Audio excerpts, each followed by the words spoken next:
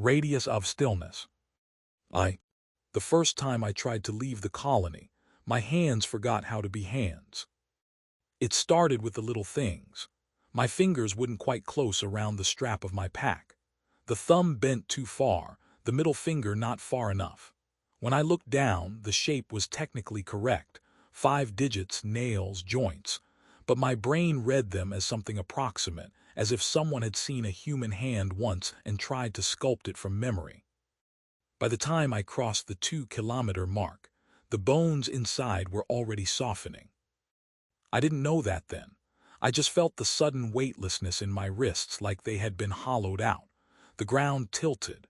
The air, perfect, mild, gentle, thickened in my lungs as if I were inhaling lukewarm gelatin. Behind me, the white structures of New Verona shimmered in the heat. Ahead, hills, trees, a perfect blue sky. I made it 3 steps beyond the mark before my skin peeled from my palm like a glove when I reached for a rock to steady myself. I remember the color, not the red we trained to expect, not the dark venous spill of earth injuries.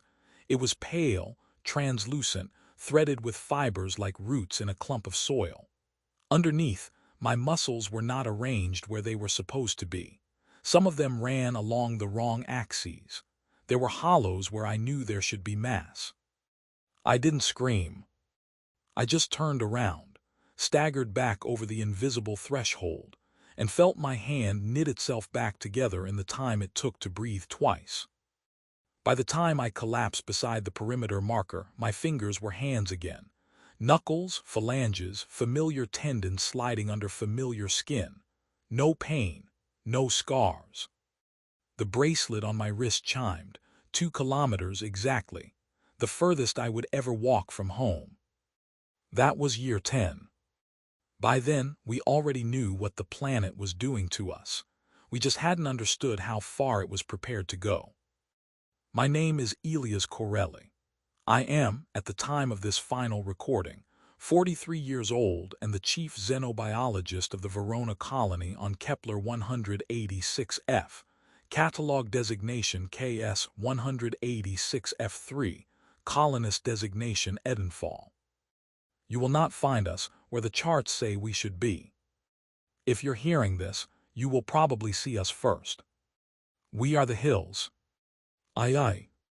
On the day we landed, the sky was the same impossible blue. They warned us in a vague, procedural way about 2 perfect worlds. Statistically rare, they said, but not impossible, planets whose temperature bands, atmospheric composition and hydro cycles fell into a range that made them immediately habitable. No domes, no terraforming. The sort of place that would have looked like a myth to our ancestors.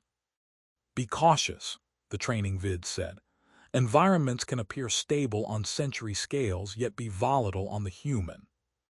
What the vids didn't say was, if you ever see an entire biosphere smile at you, don't smile back. We smiled. We cheered when the captain lowered the shuttle through those clean, white clouds. I remember Lena unstrapping before full touchdown, laughing as the gravity took her weight exactly the way Earth had used to, a small sound of genuine surprise. I remember the pilot's hands shaking on the controls. Even he couldn't keep the wonder out of his voice. "Ladies and gentlemen," he said, "welcome home." The first breath outside the lander was like waking up from a lifelong allergy. No trace of dust or industrial tang, none of the metallic aftertaste of artificial air recyclers. The temperature hovered at 22 degrees Celsius. The wind carried the scent of something green and sweet, not quite pine, not quite grass, something smoother. 300 ppm carbon dioxide, Carter read from his wrist console.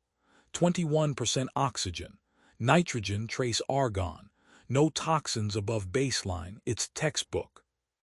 Textbooks are fiction, I said automatically, but I was grinning too. Around us, the valley unfolded like a painting. Rolling hills, streams, something that looked close enough to trees to comfort the hindbrain, leaf structures that caught the light in the same way. Underfoot, the soil was springy, dark, rich. The sort of loam that farmers back on Earth would have sold their souls for. It's like it's been waiting, Lena said quietly beside me. You make it sound personal, I answered. She shrugged and pushed her curls out of her face. Maybe it is. Aye. We built New Verona at the bottom of the valley, where 3 streams braided together into a wide, slow river. It was supposed to be temporary, stacked white habitat modules like children's blocks, prefab labs, a central square that was more designated than real. The plan was to use it as a hub until the population grew, then expand up the slopes, build satellite communities. Our charter projected 200 kilometers of development in 20 years. Everything about the planet encouraged that optimism. The native flora yielded starches, proteins, sugars, lipids, and micronutrients within a tunable range of human nutritional needs. The work was too clean, too easy. We didn't have to splice in new enzymes or genetically tweak crops to digest local molecules. The plants simply fitted. Water from the river tested not just potable but ideal. Mineral balance close to Earth mountain streams. No pathogens we could identify. Even the microbes in the soil didn't fight us. They adopted our introduced bacteria within months, forming hybrid communities that seemed to boost crop yields without any obvious downside. Our first harvest was 3 times the projected yield. People took off their masks permanently, then their gloves, then their habits of suspicion. Children were born who had never seen a dome.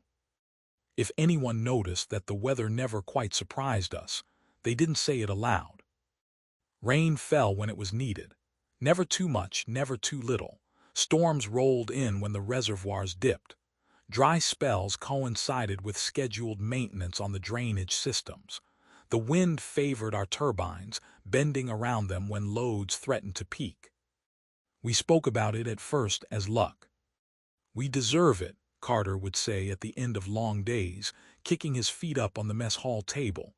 After all the rocks and dust balls they've thrown at us, finally got a good one. It makes people sloppy, I complained. Elias, he would wave his fork at me, grinning. For once in your life, try not anticipating catastrophe. But catastrophe leaves fingerprints long before it arrives. Small deviations, patterns, noise that starts to arrange itself into signal. The first fingerprint was a goat. IV. We brought animals with us, a fragment of an ancestral arc. Goats, chickens, engineered pigs, a small herd of hardy, low-maintenance cattle. Part nostalgia, part redundancy. If the native biochemistry turned out to have long-term incompatibilities, we'd still have Earth stock as backup. The goats adapted too well. They were tough, indiscriminate eaters even before our modifications, able to process a wide range of plant toxins. Here they thrived. They grazed on the local brush, the wide-leafed creepers that grew up around our fences, even the gray moss that dusted the trunks of alien trees. Their coats became thicker, silkier. Their fecundity spiked. We joked that the planet would be overrun by goats long before humans could screw it up. Then Mancha disappeared. Mancha was one of the original does, a temperamental creature with a distinctive pattern of dark spots on her white coat. She was also the favorite of every child in New Verona. When she failed to return from the southern paddock one afternoon, half the colony went out to look for her. They found her 2.5 kilometers from the central square, with no bones inside her. Her body lay in a shallow depression, as if she had simply lain down in the grass and fallen asleep. Her eyes were open, clouded, unfocused. When Lena, who had some vet training, tried to roll the carcass, her hands sank into the torso up to the wrist. "It's jelly," she said, her voice too calm. "There's no structural resistance, no rib cage." Back in the lab, I took samples. Under the scanner, the tissues had the right signatures: collagen, keratin, muscle fibers. But they were arranged without hierarchy, without order, a soup of components without the architecture of a body. The marrow cavities I expected were filled with a porous matrix not unlike the native plant roots, thin white threads weaving patterns through what used to be bone. "This isn't decay," I said to no one in particular. "This isn't post-mortem." "It's disease?" Carter asked, hovering behind me. I shook my head. "You don't get organized deconstruction like this from pathogens, not in 20 minutes. "How do we know it was 20 minutes? He said quietly. I pulled up the hovercam footprint. Mancha's collar pinged her position every 5 minutes. The last normal ping had been at 1.4 kilometers from the square, walking normally. The next, at 2.5, showed her motionless. The entire event, whatever it was, had occurred between those 2 points. 2.5 kilometers, Carter said. A bit far out for a goat. "They're notorious explorers," I said, but the joke fell flat. We assumed, then, that it was either something she ate or a local microbe we hadn't detected. We set up quarantines, screenings, endless test panels. The kids cried. The adults pretended not to be afraid. The next fingerprint was a man named Reyes.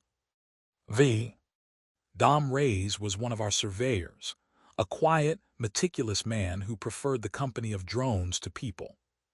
He had a habit of walking the same path every morning before his shift, from his hab across the square, past the hydroponic towers, up the low ridge north of New Verona where we'd placed the first perimeter marker. 2 kilometers exactly. He would stand there, drink his tea, watch the sun climb over the alien trees. "Earth had commutes," he told me when I asked. "This is mine. I pretend I'm going to the office." One morning, his bracelet log showed an anomaly. Instead of stopping at 2 kilometers, Reyes kept going. We don't know why. Curiosity, absent-mindedness, a glitch in the locational alert. His last status message to control was routine. Perimeter clear, skies clear, wind from northwest, all good, sent from his usual ridge. After that, the log shows him walking. 2.1, 2.2, 2.3 kilometers. At 2.4, his vitals spike. His heart rate jumps to 190. Respiration surges. Skin temp drops. The movement pattern in the log shifts from smooth steps to erratic stuttering, as if he is stumbling. At 2.5, his biometrics flatline. He was less than 500 meters beyond our previous furthest excursion. It took the search team 12 minutes to reach him, jogging hard in that too-perfect air. They found Reyes face down on the ground. At first glance, he looked intact. His clothes were unmarked. There was no sign of violence. When they rolled him over, he slid apart inside his own skin like liquid in a cracked container. His skull was soft. When they lifted his head, the bone bowed inward with the slightest pressure. His jaw sagged, half detached. His eyes had lost their spherical shape, flattening slightly, like overripe fruit left too long on a shelf. The report said there was no blood. When the med team cut his shirt to start chest compressions, the rib cage was gone. Nothing had burst. Nothing had ruptured. The bones had simply ceased to exist as rigid structures. In their place, a lattice of white threads laced his torso, stitching organs together in an unfamiliar pattern. By the time the medics dragged him back across the 2-kilometer line, his body was already coming apart. The footage still exists. I recorded over it, then reconstructed it from backups, then stared until the pixels blurred. What holds my attention now is not the horror but the geometry.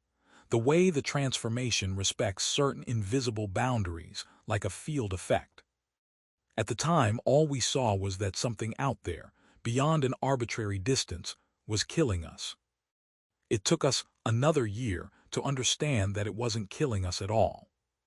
It was editing. We drew a circle. Using the central square as the origin, Carter and the other engineers measured outward in all directions, cross-checking bracelet logs, drone maps, and old survey data. The goat at 2.5 kilometers south. Reyes at 2.4 north. A patch of wild brush that wilted and then regrew in a different pattern when a mass of earth was removed and transported beyond a certain line. The circle resolved itself gradually, an invisible boundary around New Verona where the world changed its mind about what we were allowed to be. Inside the circle, human biology functioned as expected.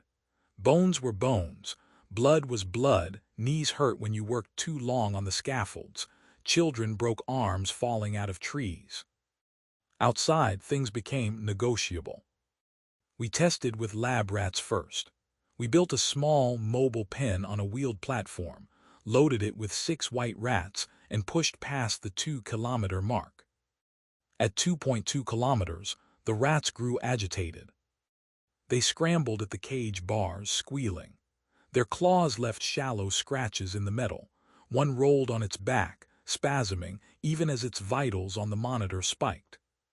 At 2.3, their skeletons began to blur on the scanner. This is the part that stayed with me. The scanner didn't lose their bones entirely.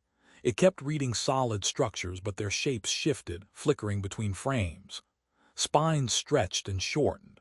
Skulls narrowed, widened, flattened, rounded, as if trying out new configurations at 20 frames per second.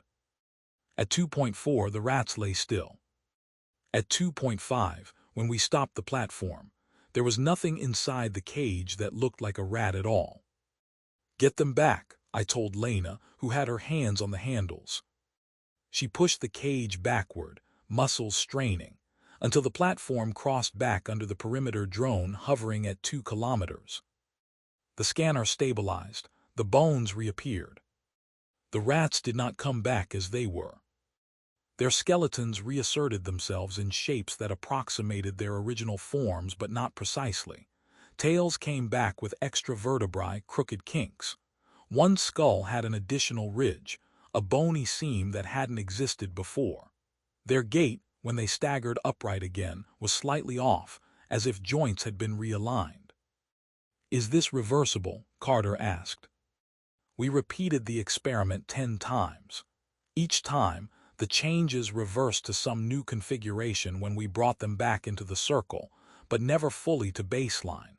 Each excursion took them further away from what they had been. "Not reversible in any sense we'd recognize," I said. "We stopped sending animals. We stopped sending people. We sent drones. VII. The drones never had any trouble. Machine shells, camera eyes, composite frames, synthetic joints, they glided past the 2-kilometer mark without registering any anomaly. No field gradients, no electromagnetic distortions, no gravitational fluctuations. Sensors stayed flat. The planet's patience, it seemed, only extended to living, Earth-born biology. Within a 5-kilometer radius, the terrain looked like any other pleasant habitable valley. Forests, streams, low hills smoothed by the action of wind and water. Beyond that, things grew strange. We saw the first faces in the hills at 8 kilometers. Not faces, exactly. Suggestions of noses, foreheads, cheekbones in the arrangement of rock and shadow. Erosion plays tricks. The human brain is wired to recognize patterns, to see meaning in randomness. But these were too specific. The orbital geology package had already mapped those formations before we landed. I dug out the old pre-colony scans and ran comparative overlays. In the new drone footage, a particular curve of shadow looked like a human profile. Hair swept back, a strong chin, a protruding brow ridge. In the pre-colony scans, the same hill had been a featureless slope. The rock itself hadn't grown. No new mass. No obvious landslides. The difference lay in the angle of the layers, the way the soil had settled, the growth of a certain band of dark lichens along what would become the hairline. "You're forcing it," Carter said when I showed him the overlay. "We want to see ourselves, that's all." "Maybe," I said, "maybe we're not the only ones." We argued in the lab late into the night. He was an engineer, grounded in systems and materials. I was a biologist, suspicious of coincidences. It's shaping its terrain to look like us. He sounded incredulous. That's not how planets work, Eli. This isn't weather, I said. It's a system. We already know it recognizes our biologies. Inside the circle, it keeps us coherent. Outside, it experiments. Why should we assume it stops with our bodies? You're talking about intention. Yes, I said simply. That means consciousness. Yes, I said again more softly. The word hung between us, so big it almost didn't fit inside the lab.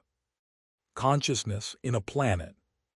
We found microbial ecologies on exoplanets, fungal networks, symbiotic webs that rivaled Earth's rainforests for complexity. We had not, until now, found anything that looked back. VII. People adapted. It's what we do, even when we shouldn't. The 2-kilometer line became part of the invisible architecture of New Verona. There were physical markers, slim metal pylons with pulsing blue lights spaced at regular intervals, floating locational warnings in every bracelet, audible chimes when you approached the limit. But after a while, people stopped noticing those. They felt it instead. First, it was just the surveyors, the farmers, the outliers who went on long walks. You know when you're close, Reyes told me, months before his death. There's this drag, like the air out there is thicker, like walking through water. After Reyes, no one except the lab teams and perimeter maintenance ever went near the line. Children grew up with the circle as an unspoken rule. Their world, for all its beauty, was small, 4 kilometers across. You could walk from one edge to the other in less than an hour if you cut through the groves. They raced drones instead of cars. They learned to measure distance in heartsickness. We tried to compensate. The council built upward. Towers of glass and white composite rose along the riverbanks, apartments with sweeping views of the hills we would never touch. They carved parks and playgrounds into every spare corner of New Verona, filled them with carefully curated samples of the outside flora brought in under controlled conditions. Inside the labs, we dissected alien leaves and spores, teased apart the white threads that seemed to lace both soil and stone. They weren't roots, not exactly. They were something more fundamental, a network that spanned mineral and biological, wove them together. What if this is all one organism? Lena said once, leaning over the microscope. Not metaphorically, literally. The trees, the moss, the soil, the mountains, a single distributed system. And us? I asked.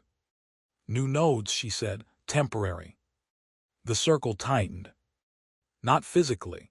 2 kilometers remained 2 kilometers. But the consequences for testing the boundary became more immediate. When one of the younger technicians stepped 6 meters outside to retrieve a fallen drone, the skin on his exposed hand slewed off in translucent sheets before he could scramble back. We watched it regrow in the med bay, accelerated healing without scarring. But the new skin had a different pattern on a microscopic level. The pores arranged themselves in spirals we'd only seen before on certain native leaves. Congratulations, Lena told him, trying to keep it light. Your hand is more local now. Am I going to turn into a tree? He joked, but his eyes were wide. You should be so lucky, I muttered under my breath. By year 9, no one used the word Eden unironically anymore. We started calling the circle what it was. The radius of stillness. IX. The first person to root was my neighbor.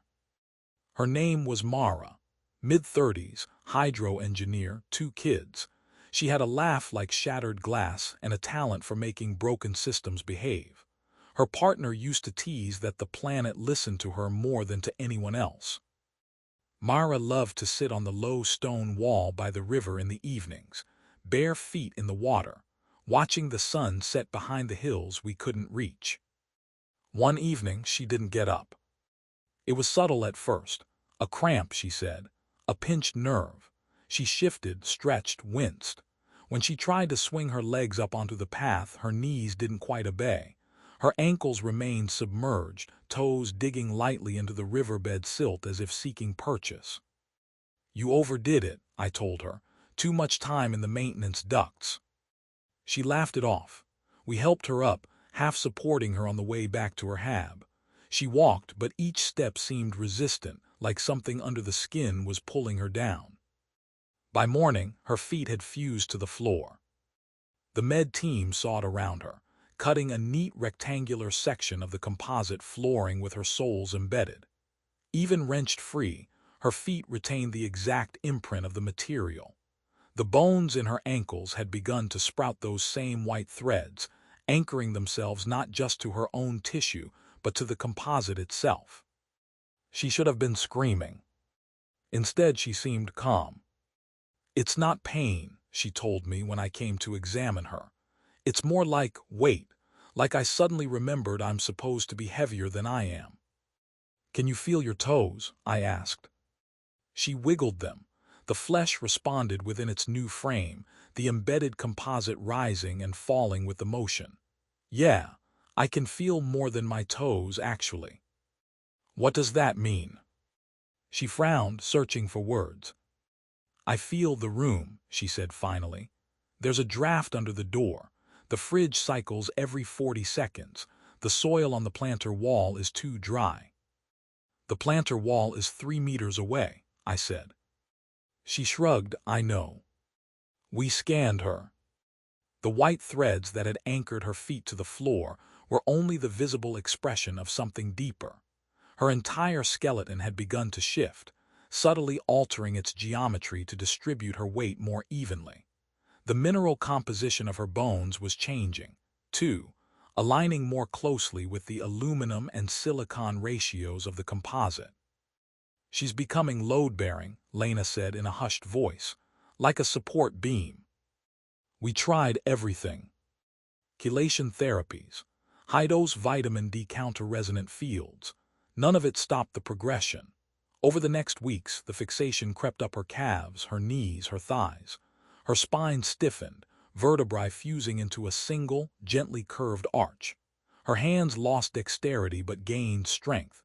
She could crush lab-grade ceramic vials between fingers that now contained more silicate than calcium. They didn't break, they deformed. Her kids visited every day, crawling into her lap as long as she could still bend enough to accommodate them. When she could no longer shift from the position in which she'd been placed, the chair she'd chosen by the window, overlooking the river, the council offered to move her to the med center. She refused. "I want to stay here," she said. "I like this view, besides they need me." "Who?" I asked, though I already knew. She lifted her heavy, altered hand as if to rest it on the plastered wall beside her. The touch made a dull, resonant sound, as if two pieces of the same material had met. "The building," she whispered. By the time the fusion reached her neck, Mara no longer spoke much. There was a serenity to her posture that made visitors lower their voices. The children stopped asking when she would get better. They started leaving toys by her feet instead, small offerings to a household god. When her eyes finally lost the ability to turn, fixing forever on the river outside, the council classified her as deceased. The planet did not. We weren't designed for stillness.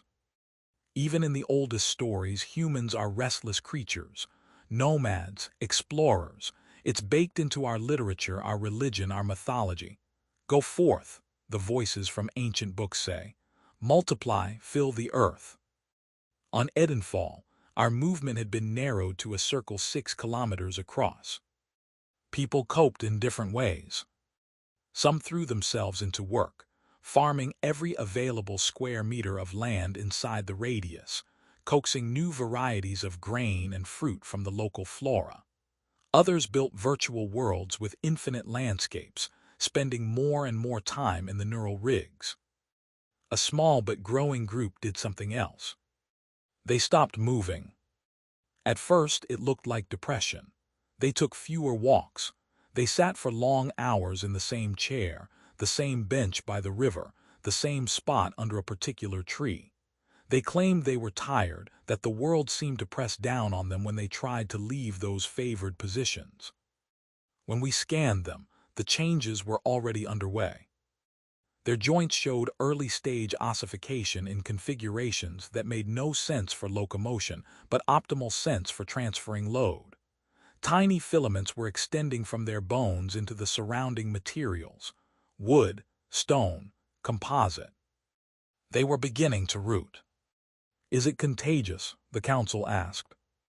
"In a way," I said, "but not in the way you're imagining. There's no pathogen, no virus. It's environmental, systemic." "Then how do we prevent it?" "Stop living on the planet," I said. They did not laugh. "We petitioned the company. Our charter allowed for emergency recall if a colony's long-term viability was compromised by unforeseen hazards." Unforeseen was an understatement. We composed reports, appended data, attached footage of Mara's transformation and Ray's collapse, samples of restructured bone and composite-embedded feet. We sent it all up to the relay satellite, fired the beam, and waited.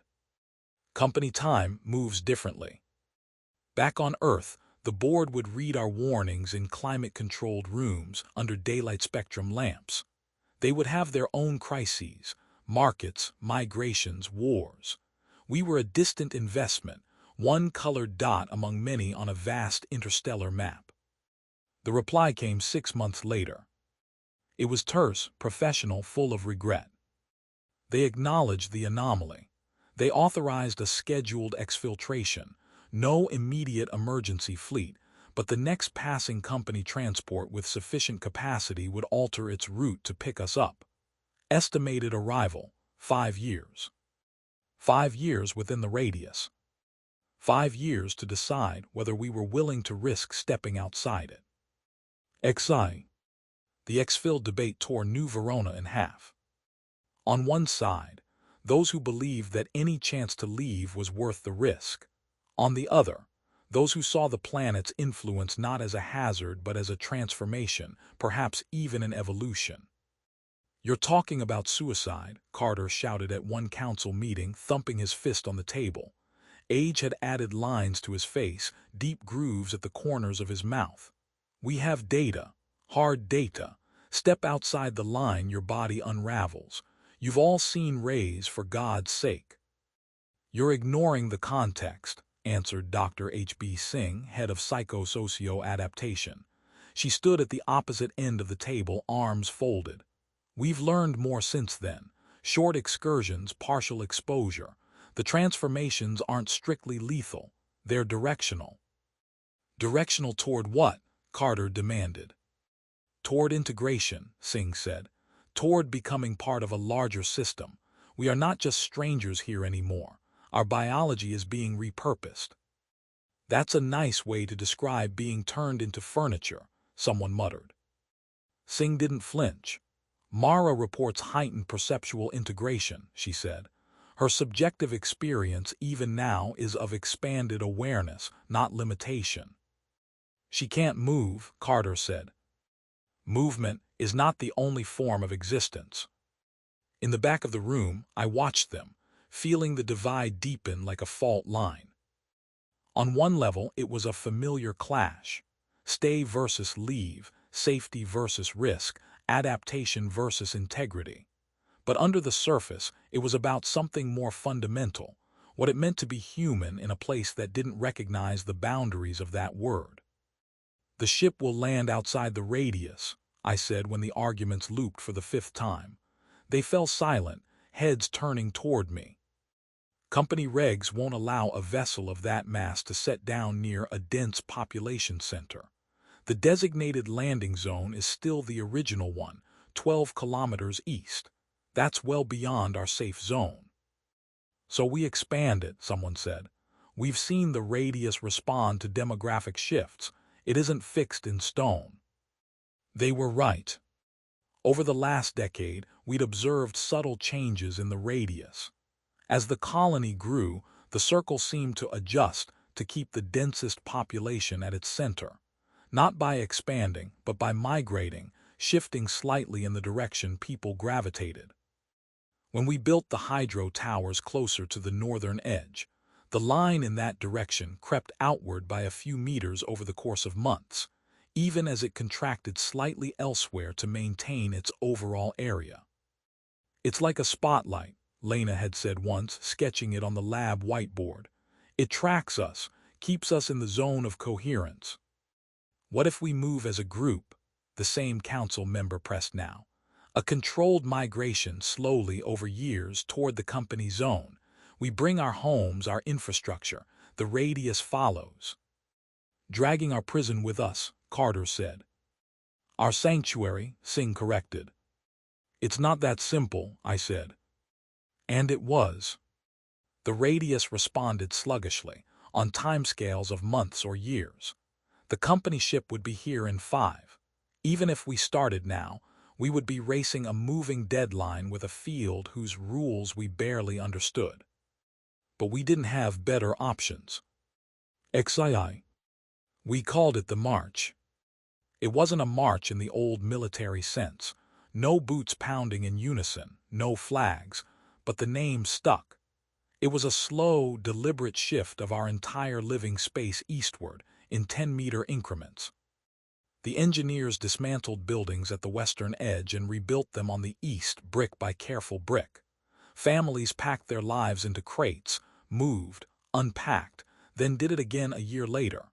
The river didn't move, but our relationship to it changed. New canals, new channels, new reservoirs carved and filled. All the while, we watched the radius. The field adapted as it always had, but not as fast as we needed. By year 12, we had shifted the colony's center by half a kilometer. The boundary had shifted too, but the landing zone still lay more than 9 kilometers beyond our safe perimeter line. "Not enough," Carter said, staring at the latest overlay. "We're not going to make it." "Maybe we don't need to," Singh said quietly. "Remember the rats. Partial exposure is possible, controlled exposure even more so." "You saw what repeated excursions did to them," Carter snapped. "Yes," she said, "but they lived, and they changed. The planet's influence doesn't have to be binary, intact inside, destroyed outside. It can be a gradient, a negotiation." "A gradient to what?" I asked again. Singh met my eyes. "You've seen the data. You know as well as I do that the restructuring isn't random. It's purposeful.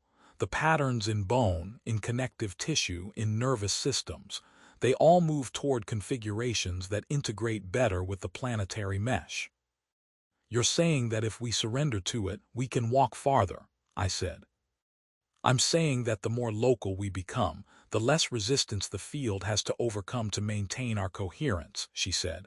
"Mara can feel the building. The building can feel the ground. The ground is connected to miles of terrain. There's a continuity forming. Maybe movement for the old human body is impossible out there. Maybe movement for the new form is." "New form," Carter repeated. "You mean statues, pillars, faces in rocks?" "Anchors," Singh said. "We need anchors." The plan they came up with still reads like madness when I look back at the diagrams. But we were running out of time, and madness had begun to look a lot like strategy. XII. The Anchor Initiative began with volunteers. The criteria were strict. Individuals whose routing had already begun or whose scans showed early-stage integration with local materials. People who, like Mara, had trouble leaving certain places for more than an hour without feeling intense fatigue or vertigo. They were already being claimed by the planet. We asked them to lean into it. The proposal was simple and horrifying. Accelerate their integration and place them carefully along a path extending from New Verona toward the company landing zone. Each rooted individual would become a node, an anchor point through which the planetary field could maintain a stable configuration of human biology farther from the colony center. In theory, if you walked from New Verona to the first anchor, you would be held together by the main radius. From the first anchor to the second, the root system of the first would help carry you. From the second to the third, and so on, a chain of overlapping coherency zones bridging the gap. In practice, it meant turning people into infrastructure. "I want to do it," Mara said when we brought up the plan. Her integration had progressed beyond anything we'd seen. She was now fused not just to her chair, but to the underlying support struts. The building's load-bearing walls had subtly thickened around her, responding to her increased density. "You're already providing anchorage," Singh told her. "We're just formalizing it." "It feels like standing in the tide," Mara said. Her voice, filtered through vocal cords now stiff with mineral deposits, carried a strange reverberation. "Like I'm bracing against something heavy. If letting go helps people move, then it's not so bad." We worked out methods. We reinforced the structures around rooted individuals, making sure their final positions would be stable for decades. We embedded sensor arrays in the walls, floors, and ground to monitor field gradients. We designed transport rigs that could bring them, in pieces if necessary, closer to the radius edge without triggering catastrophic restructuring. The first anchor, Mara herself, remained in place in her riverside hab. We had others. A retired teacher who had fused to her garden bench. A mechanic whose legs had become one with the framework of the eastern maintenance shed. A quiet girl of 12 whose favorite spot was the fork of a particular tree. When she tried to sleep elsewhere, her heart rate spiked until they rolled her bed under those alien branches again. Parental consent, informed, agonized, was obtained. Tears were shed. Promises were made. "We're not killing them," Singh insisted over and over to the faces in the crowd. "We're acknowledging what's already happening, and we believe they will remain conscious." "Believe?" someone shouted. "We have Mara," Singh said. "Ask her." They did. She said yes. In the end, 14 people volunteered. The first 3 anchors were already in the colony core. They became the foundation of the radius we knew. The others we moved. XIV. We lost 2 during transport. Their integration with surrounding structures was deeper than our scans suggested. When we cut the walls away, the filaments that bound their skeletons to the composite snapped like overstressed cables, sending shockwaves through their bodies. One died instantly, heart shredded by a tangle of mineralizing threads.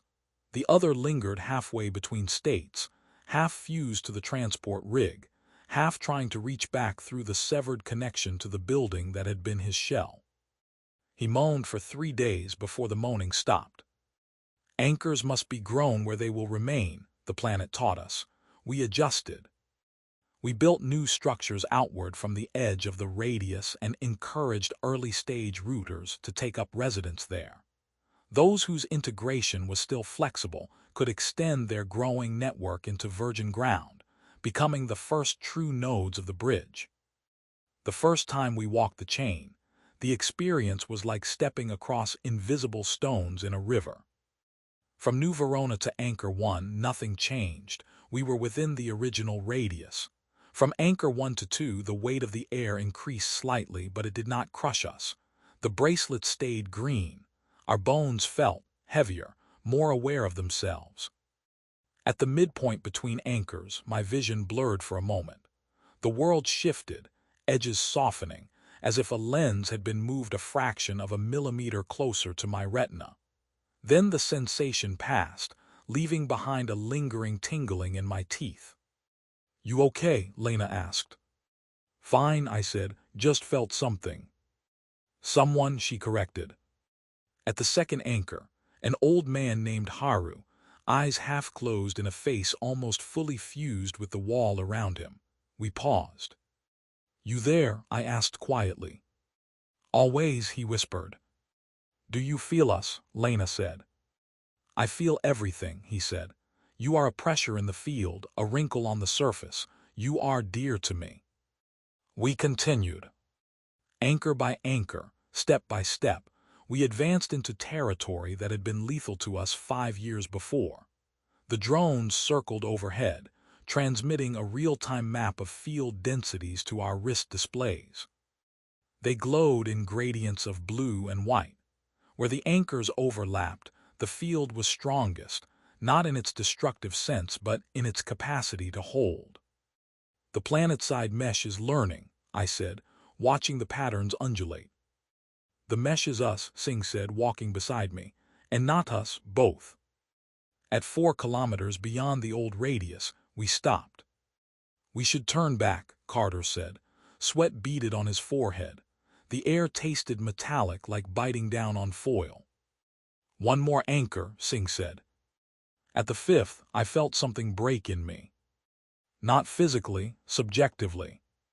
A part of my sense of self that had been shaped by walking under Earth's skies, by believing in my own skin as a boundary, flickered. Beyond it, for a moment, I felt the weight of the hill we stood on, the slow shift of groundwater, the subtle flecks of stone deep beneath the surface as the planet's mantle transported heat. Then it was gone. "We can do this," Singh said. And for a little while, it seemed she might be right. XV. The company ship arrived on schedule, 5 years later at dawn. We heard it before we saw it. A low, distant rumble, the kind of sound our bodies remembered from ancient storms and volcanic eruptions. The sky brightened along the eastern horizon, a second sun burning through the thin morning mist. It was massive, a silver shape cutting through the perfect blue, descending on tongues of fire that barely disturbed the upper atmosphere. The landing thrusters carved a dark circle into the field on the designated plateau 12 kilometers away. People cried. Some with relief, some with something like grief. "We did it," Carter said hoarsely as the telemetry confirmed touchdown. "We bought ourselves a bridge." The chain of anchors now extended almost to the 8-kilometer mark. The farthest node, Anchor 14, was a boy of 17 whose legs had grown into the roots of a wide, flat-topped alien tree. His spine followed the trunk, his arms spread into branches. His eyes, when open, reflected the field gradients like twin seismographs. "You feel it?" I asked him the day before the ship came. "They're coming," he said simply. The company landing party, of course, had no idea what they were walking into. Their scans showed a breathable atmosphere, negligible storms, no seismic activity within parameters, a small, contained colony with inexplicably high resource output and strangely limited surface footprint. Their descent trajectory had been plotted years before we knew how small our world would become. We sent them a message as they approached, updating them on the situation. They received it as their boots touched down. The captain's reply was brief and filled with controlled consternation. "Your reports did not adequately convey the severity of the anomaly," he said, voice tight over a minor comm delay. "We cannot relocate the ship closer. Regulations do not allow it. We are prepared to send ground vehicles to your location." "The vehicles will not make it through," Singh said. "Any mechanical system is fine. The people inside will not be." "We'll send suits," he said. "Fully sealed, reinforced exoskeletons." "It's not a pathogen," I cut in. "It's not radiation, not aerosols. It's a field that recognizes human biology as something to be worked on. Unless your suits prevent gravity, they won't help." Silence. "We have 5,000 bunks ready," the captain said eventually. "Supplies, med facilities, jobs waiting back home. We can't just leave you there." "Then you walk our bridge," Singh said. "We'll meet you halfway." XVI. The Exodus Day was not the triumphant march we had imagined in our more optimistic hours. It was messy, fractured, suffused with dread. Those who had chosen to leave, about 60% of the remaining population, stood in the central square with packs on their backs, children clinging to their legs, eyes flicking to the anchored figures embedded in the walls and trees around them. Those who had chosen to stay watched from balconies and doorways, already half forgotten by the future unfolding. "Last chance," Carter said, standing at the head of the column. He had always been on the leaving side, even when doubt hollowed his words. I was not sure which side I was on until that moment. Lena squeezed my hand. "Come on," she whispered. "We didn't survive all this to just become scenery." I thought of Mara, of Haru, of the boy tree watching the gradients in the sky, of the way my own joints ached whenever I spent more than an hour away from the lab, my habitual node in the middle of the colony. The scans I had quietly run on myself 2 weeks ago, showing the first delicate threads of integration at my spine. "I'll walk with you," I said, "as far as I can." It was the only answer I could give. We moved out. The first stretch within the old radius felt deceptively normal. The group moved together, bracelets chiming softly as they synced to the anchor network. Drones circled overhead, relaying real-time data. At the first anchor, Mara's building, the column slowed. "Thank you," someone whispered up at her immobile face, framed now by white plaster and pale green vines. Her eyes did not move, but the sensors embedded in the wall around her spiked, a flare of activity in the field. She felt us. We pressed on. At the third anchor, one of the leaving children began to cry uncontrollably. Her legs refused to move. When her father tried to lift her, his own feet stuck to the ground, ankles buzzing with sudden pain. "Nora," I said gently, crouching to meet her eyes, "what do you feel?" "Pulled," she sobbed. "It wants me to stay." "She inherited her mother's integration," Singh said quietly beside me. "If she goes any further, it may rip her apart." They turned back. We let them. We lost more like that as we advanced. Individuals who discovered, step by step, that the planet had already sunk hooks too deep into their bones. Some made it as far as Anchor 4, then abruptly turned, stumbling, almost running back toward New Verona, as if some internal elastic had snapped taut. Others stopped, swayed and rooted where they stood, filaments shooting down into the soil under their boots. "The mesh is opportunistic," I said through gritted teeth, watching a teenager's legs sink ankle-deep in minutes. "It takes whatever it can get."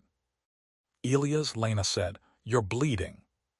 I looked down. Thin, clear fluid seeped from the pores on my hands, tracing lines along veins that had begun to stand out in pale relief. It was not quite blood, not quite lymph. When it hit the ground, it didn't bead. It spread and threaded down into the soil like a living dye. I wiped my palms on my pants. They left stains that shimmered faintly in the field gradient overlay. "Keep going," I said. XVII. We met the company team at the 12th anchor. They were 8 in number, encased in sleek, new-generation exosuits that moved with disconcerting grace. Their helmets were transparent domes, faces visible behind protective smart glass. The captain Reyes, no relation, stepped forward, a crease between his brows as he took in the scene. The rooted figures fused to rocks and trees, the field monitors glowing with impossible topographies, the colonists who had turned back halfway, now visible in the distance as small, static silhouettes. "This is," he began. "Worse than you imagined," I finished. "Welcome to our world." Their suits were already registering anomalies. "We're experiencing sensor interference," his lieutenant said, tapping at a wrist panel. "Nothing on the electromagnetic spectrum, but the inertial readings are drifting." "The field doesn't care about your electronics," I said. "It's querying your bodies." "We're in hardened shells," she said. "So were our rats in their cages," Lena muttered. Reyes looked at the path ahead. "How much farther?" he asked. 4 more anchors," Singh said. "Then your plateau." "Can your people handle it?" he asked. His gaze lingered on my hands, where more of the clear fluid was seeping through the skin, forming delicate branching patterns as it dried. "Some of them," I said truthfully. "Can yours?" Singh added. They didn't answer. We walked. The overlap of our two systems, companies rigid, parameterized safety protocols, and the planet's fluid, emergent integration produced unpredictable interference patterns. One of the exosuits locked up halfway between anchor 12 and 13, knees suddenly refusing to bend. Internal diagnostics insisted there was no mechanical fault. The wearer reported feeling as if his bones had turned to glass. "Turn back," Reyes ordered him. "We'll send a rover." "What about?" "That's an order." The man obeyed, gait stiff, suit servos whining. The planet let him go this time. We pressed on. At anchor 14, the boy tree watched us with eyes that saw gradients instead of faces. "How does it feel?" I whispered, brushing my fingers against his bark-sheathed arm. His voice came from somewhere deep in the trunk, resonant and slow. "Crowded," he said. "You're all pulling." "Can you hold?" Singh asked. "Yes," he said, "for a while." Beyond his radius, the world was raw. No anchors, no overlapping coherency nodes, just the planet's unmediated interest in what we were. The bracelets blinked yellow as we crossed the threshold. Then orange. My field overlay flared with turbulent currents, swirling around each human figure like eddies around stones. The children whimpered. Several adults grunted, clenched teeth, as their joints protested. "We're almost there," Carter said. "You see that ridge?" He pointed. "The plateau is just beyond it. You can probably see the ship if you—" No one looked up. Looking up meant acknowledging how far we were from home and how exposed. My hand slipped into Lena's. Her fingers felt strange, longer than I remembered, joints slightly offset, as if they too were in flux. "How are you holding together?" she asked. "Ask me again in 10 minutes, I said. We did not make it in 10 minutes. XVI. The first to fall apart was Singh. It happened without drama. 1 second she was walking beside me, eyes fixed on the horizon. The next her stride faltered. Her foot came down at a slightly wrong angle. Her leg bent in a place where no joint had ever existed. Her body flowed sideways, gently into the grass. She did not scream. "Don't stop," she hissed through clenched teeth. "Keep moving." Her face was already changing. It wasn't disintegration. It was reallocation. The bones in her cheeks softened, dissolving into a support lattice that spread down into the soil. Her teeth elongated, not outward but inward, becoming anchors for threads that shot through her palate into the air. Her eyes met mine. "See," she whispered, "it's beautiful." Then her pupils dilated until the irises were almost gone, her gaze losing focus as it widened to encompass more than our small column. "Sing," Carter said, voice cracking. "HB, please." "Go," she said, or perhaps the wind set it through the new holes in her cheeks. "Go." The company captain raised a trembling hand to his helmet, as if to call for an evac that did not exist. "We have to turn back," one of his crew said, panicked. "This is insane, we're—" He broke off with a choking sound, as his own fingers fused to the grip of his rifle. I realized then that the planet did not distinguish between colonist and rescuer. To it, we were all new material. XIX. You might expect that I, as a scientist, would have spent those final minutes analyzing, cataloging, trying to memorize every detail for some hypothetical reader. I did and didn't. Part of me noted the pressures, the gradients, the way my spine thickened as we climbed the last low rise. I felt the threads extending from the soles of my feet into the soil, then retracting with each step, as if testing the possibility of claiming me right there, mid-stride. Another part was just a man walking between two worlds, holding the hand of someone he loved, deciding where his story would end. "Lena," I said. "Don't," she said, "not now." "We don't both have to go," I said. She squeezed my fingers hard enough to hurt. "If you stop now, it will take you. Can't you feel it?" I could. The field was no longer a vague pressure. It was a voice, wordless but insistent, pressing into every cell. "Stay," it said. "Stay and be part of this. Stay and we will remember you forever in stone and soil." Ahead the plateau shimmered. Through the blurring of my vision, I saw the company's ship, a sleek, silver knife against the sky, its hull dwarfing the figures of the ground crew gathered near the gangway. They seemed so small. The distance between us and them could not have been more than 300 meters. My knees buckled. I went down on one hand. My fingers drove into the ground up to the knuckles, not breaking the skin, the flesh simply yielding around the intrusion as if it had been designed that way. I felt the coolness of underground water, the slow, grinding shift of rock. "Elias," Lena's voice came from far away. "Get up." I tried. My arm did not want to come free. The field, sensing weakness, intensified its pull. Filaments shot from my embedded hand into my forearm, threading up my radius and ulna, reconfiguring them for compressive load instead of flex. "Go," I said. She shook her head. "You can still make it," I insisted. "You're younger, less integrated, you haven't been in the lab as much. Go, please." I wasn't sure if any of that was true. Integration didn't respect seniority, but humans bargain, even at the edge of dissolution. "I'm not leaving you," she said. "You are," I said. "If you stay, you'll just be one more anchor. They have enough. They need people on that ship who know this place, to tell them, to remember."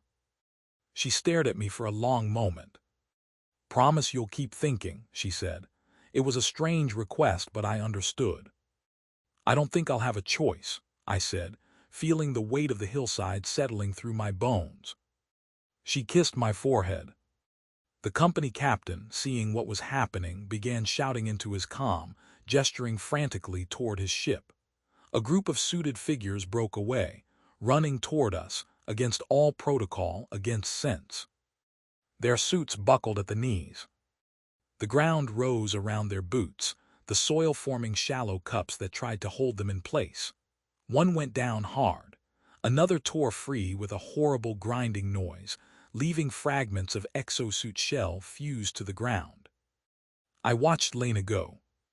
She ran like someone crossing a river on stones that were sinking, never touching the same point twice. The field grabbed at her ankles, her calves, her hips, but she shook it off with each stride, burning through whatever reserves her body had left. As she crested the last ridge, the gravity of the ship's mass entered the equation. For the first time in a decade, the planet had competition. XX. This is speculation, of course. I could not feel the ship's gravitational field myself. I was already too enmeshed in the local gradient. But the instruments on my wrist, before they fused with my skin, had picked up a subtle warping. The planet wanted us. The ship wanted us too, in its own way. As cargo, as mouths to feed, as labor and narrative and data. For one heartbeat, those two desires balanced. The plateau trembled. A hairline crack shot through the rock under my embedded hand, a fault line born not of tectonics but of competing claims on flesh. Dust puffed upward. The air thickened. Lena stumbled. A filament shot from the ground, wrapping around her ankle like a phantom vine. She cried out and went down on one knee, fingers clawing at the soil. One of the company crew reached her. He seized her arm, exosuit servos whining, and pulled. For a moment she stretched. Not her limbs, her identity. Part of her was already sinking, threads burrowing up into her bones. Part of her was being dragged toward the ship, toward a future of recycled air and crowded decks and stories told in low voices about a planet that tried to keep them. The planet gave. Not out of mercy, out of calculation. It could not have all of us. It would take what it had already secured. I was firmly anchored now, mind sinking through layers of rock and root. Lena tore free. She reached the ship. A cheer went up from those near the gangway, a ragged, disbelieving sound. Others stumbled and fell within meters of safety, claimed mid-stride, turning into strange, half-formed things that would, over time, erode into hills. Some made it. Some did not. The last thing I saw, with eyes that were no longer entirely mine, was the ship's ramp retracting, the hull sealing, the engines flaring as it clawed its way back into the sky. For a moment, the planet reached for it. The field extended like an invisible tendril, tugging at the metal, the fuel, the fragile column of air displaced by the rockets. It couldn't touch the core, but it could influence the fringes. The ship wobbled. The captain corrected. With a roar, the vessel rose, punching through the blue, vanishing into cloud. The crack in the plateau closed. XXI. Time is different now. I am no longer bounded by the beating of a single heart.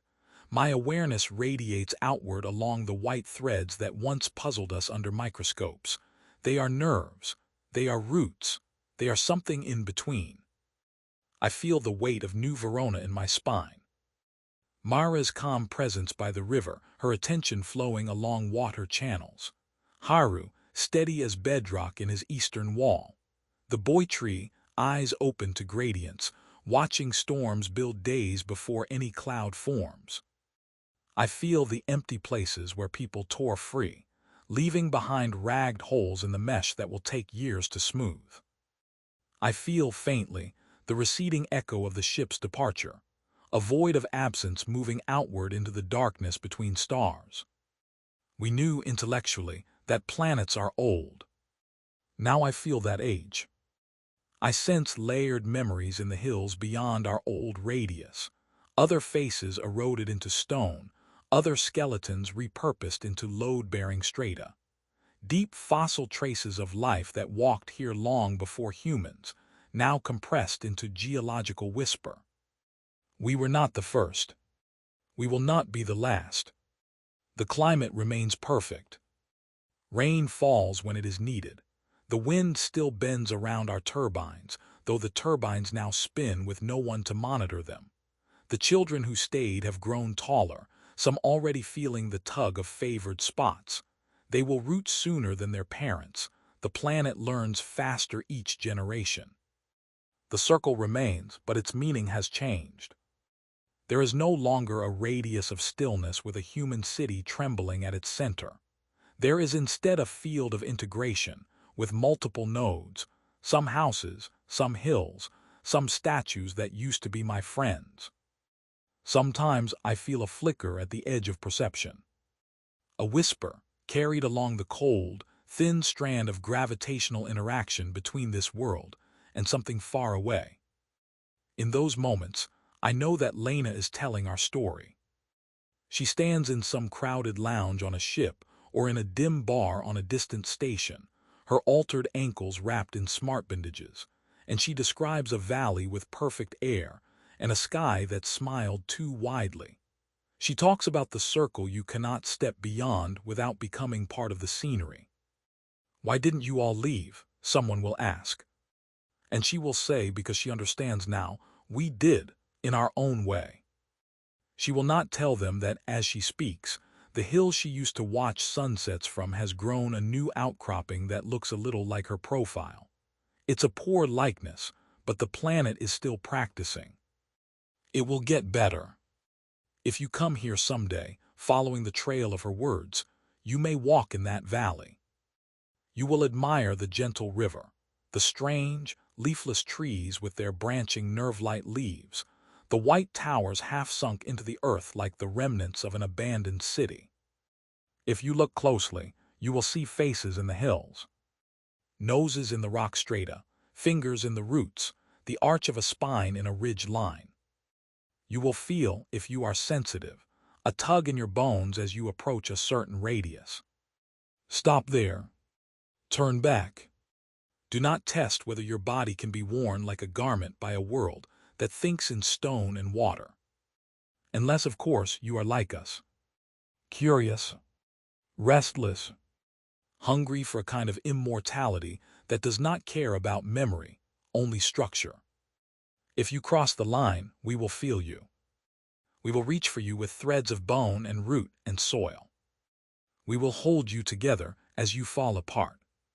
We will welcome you home. XXII. I have said I throughout this account out of habit. It is a convenient fiction. What I really mean is we. We the anchored, we the rooted, we the city and the ground beneath it, now part of the same slow, patient mind that hums under every stone. When I focus, I can still find the shape that used to be Elia's Corelli. I can trace the pattern of his neurons, now etched into crystalline lattices deeper than any lab scanner ever reached.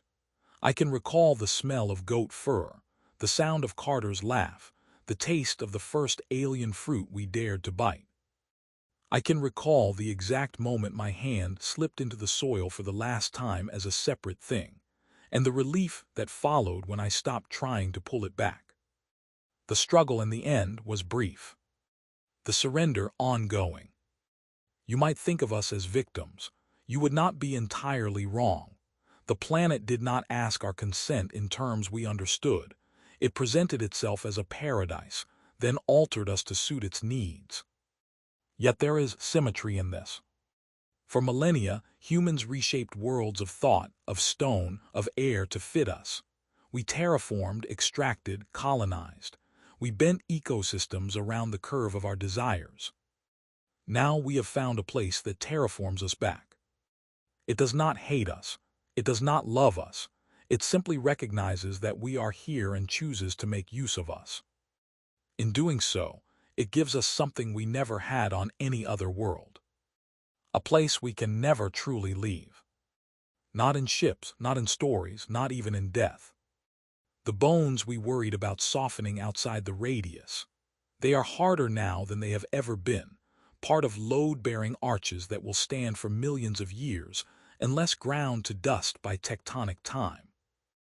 If your descendants walk these valleys in that far future, their bracelets pinging in new frequencies, their lungs adjusted to whatever blend of gases we have become, they may climb a hill for the view. They will sit on a warm, smooth rock that fits the curve of their back perfectly. They will not know that rock is my ribcage. Unless we tell them. We probably will. We are, after all, terrible at keeping stories to ourselves. So here it is, the last of mine, carried along threads of stone and cached in every surface that remembers the pressure of a human foot. We came here thinking the climate was ideal for us. We were wrong. We were ideal for it.